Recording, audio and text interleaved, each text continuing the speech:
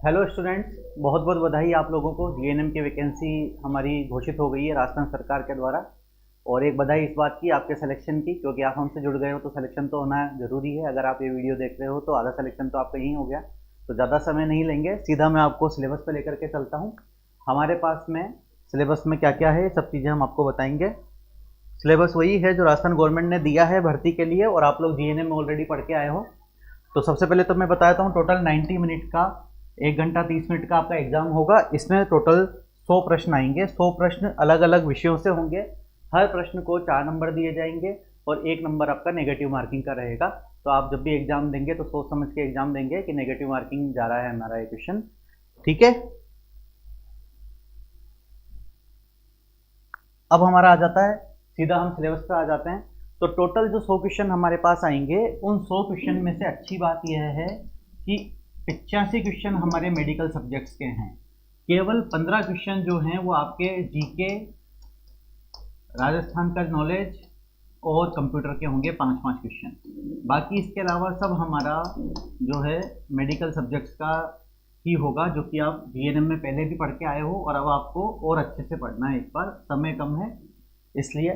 तो आपका जो पहला सब्जेक्ट है वो है, पहला टॉपिक जो है वो इंट्रोडक्शन टू बॉडी, बॉडी का स्ट्रक्चर, ब्लड, ब्लड का फॉर्मेशन, ब्लड की क्लोटिंग की मैकेनिज्म।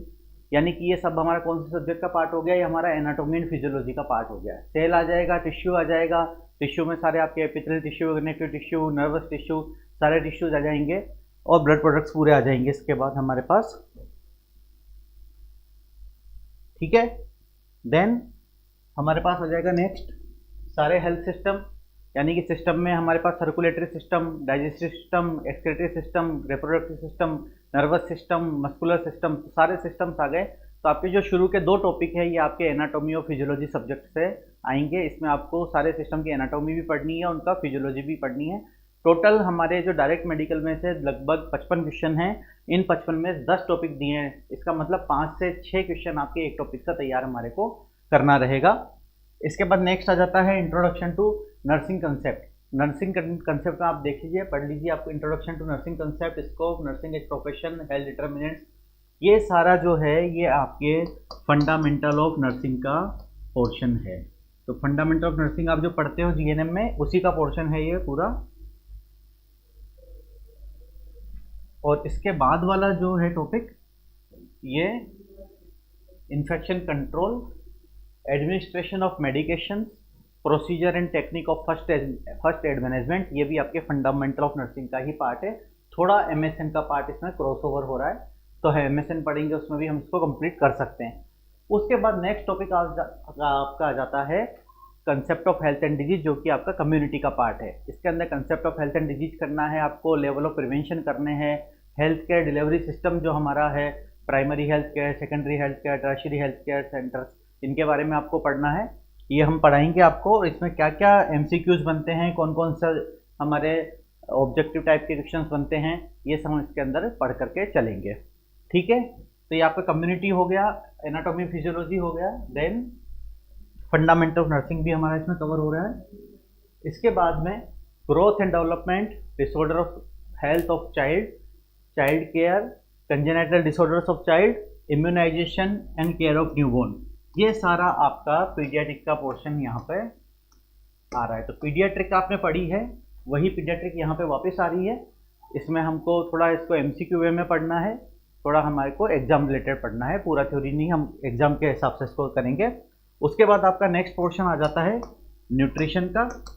न्यूट्रिशन के पोर्शन में हमारे पास में फूड का क्लासिफिकेशन, बैलेंस डाइट क्या होती है ना, बॉडी मास इंडेक्स क्या होता है, विटामिन कौन कौन से हैं हमारे पास में, कार्बोहाइड्रेट क्या है, प्रोटीन क्या है, लिपिड क्या है, लिपोप्रोटीन क्या है, फॉस्फोलिपिड्स क्या है ना, रेफरेंस मैन क्या है, रेफरेंस वुमेन क्या है, और कौन कौन से विटामिन की कितनी डाइट, कितना डाइट में होना चाहिए, वो सारी चीज़ें हमको इसमें पढ़नी होती है। ये सारा न्यूट्रिशन का पोर्शन है, ये हमारे को सिलेबस में दिया है। देन इसके बाद में आ जाता है pre and post operative management of patient with disorder of respiration, GIT, metabolic endocrine disorder, neurological disease है एक्चुअली। तो ये इन्होंने प्रिंटिंग मिस्टेक किया है, सरकार ने, अपनी गलती नहीं है, ये हमने इसको वहीं से लिया है। तो इसके अंदर क्या आएगा, जैसे मान लो कोई जीआई सर्जरी हुई, किसी पर्सन का ऑपरेशन हुआ, तो ऑपरेशन के बाद उसको प्री ऑपरेटिव कंडीशन क्या है, उसकी पोस्ट ऑपरेटिव कंडीशन क्या है। मान लो कोई रेस्पिरेटरी सर्जरी हुई तो उसका प्री ऑपरेटिव क्या है, पोस्ट ऑपरेटिव क्या है, या कोई न्यूरोलॉजिकल सर्जरी हुई तो उसका pre op and post op क्या है। तो ये आपका पोर्शन किसका आ गया, ये एमएसएन का पोर्शन है, मेडिकल सर्जिकल एंड नर्सिंग का पोर्शन है। ठीक, इसके बाद एक टॉपिक हमारा आ जाएगा साइकेट्री का। साइकेट्री के अंदर हमें क्या क्या लेना है, साइकेट्री के अंदर हमको कंसेप्ट ऑफ मेंटल हेल्थ लेना है, इसके बाद में मेंटल इलनेस लेनी है, मेंटल हेल्थ का असेसमेंट करना है, मेंटल डिसऑर्डर्स में हम उसके डिप्रेशन पढ़ेंगे, एंजाइटी पढ़ेंगे, स्किज़ोफ्रेनिया पढ़ेंगे, या और कोई भी जो डिसऑर्डर्स मेंटल हेल्थ के होते हैं, आपके ओसीडी हो गया, मैनिक डिप्रेसिव इलनेस हो गया, तो ये सब हमारे को करना है। और इनका नर्सिंग मैनेजमेंट क्या है ये हमको देखना है। तो ये भी आपका जीएनएम के कोर्स का ही पार्ट है।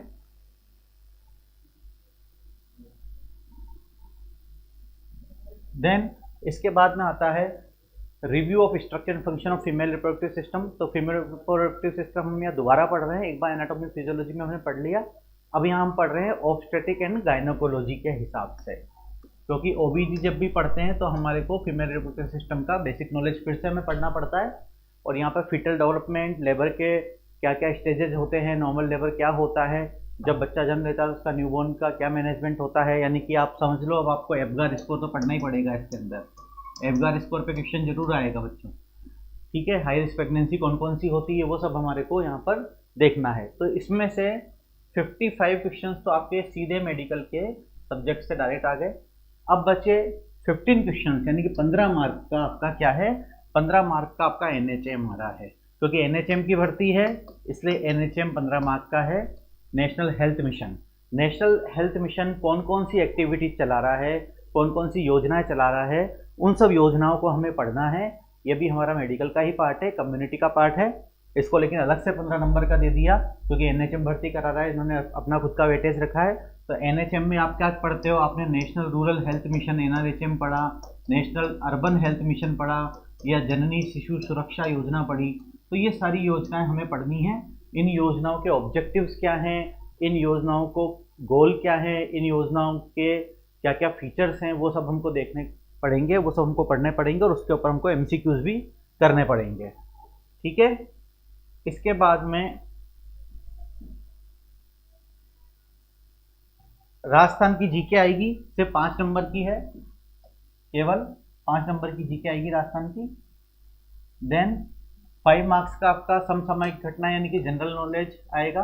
पहले जो जनरल नॉलेज था वो राजस्थान का जीके था, ये जनरल नॉलेज है, समसामयिक घटनाओं का पूरे वर्ल्ड का नॉलेज है। और 5 नंबर का आपका कंप्यूटर आएगा। बाकी वापस से 15 मार्क्स का फिर मेडिकल सब्जेक्ट्स आ गए आपके, जहाँ पे जनरल चिकित्सा, सामान्य चिकित्सा, जनरल हेल्थ, जनरल न्यूट्रिशन और हाइजीन से जुड़े हुए जनरल क्वेश्चंस आएंगे, जो कि मेडिकल से रिलेटेड ही क्वेश्चंस होंगे। तो टोटल 100 में से ओनली 15 क्वेश्चंस आपके अलग हैं और 85 आपके मेडिकल के सब्जेक्ट्स के क्वेश्चन हैं, ठीक है। तो ये आपका टोटल सिलेबस हो जाता है। जीएनएम में जो आप anatomy, physiology, psychiatry, fundamental of nursing, MSN, ओबीजी, paediatric पढ़ करके आए हैं, वही सब्जेक्ट का सिलेबस गवर्नमेंट ने यहाँ पे बनाया है। तो कोई नई चीज़ नहीं है आप लोगों के लिए। आप हमारे पास आइए, लक्ष्य पर हम नेक्स्ट वीक बुधवार से हम क्लासेस शुरू कर रहे हैं, नया बैच स्टार्ट कर रहे हैं, और हम आपको पढ़ाएंगे और अच्छे से पढ़ाएंगे, और कोशिश करेंगे कि आप जो भी हमारे पास बच्चा जुड़े वो उसका सिलेक्शन हो, ठीक है। तो best of luck for your exam.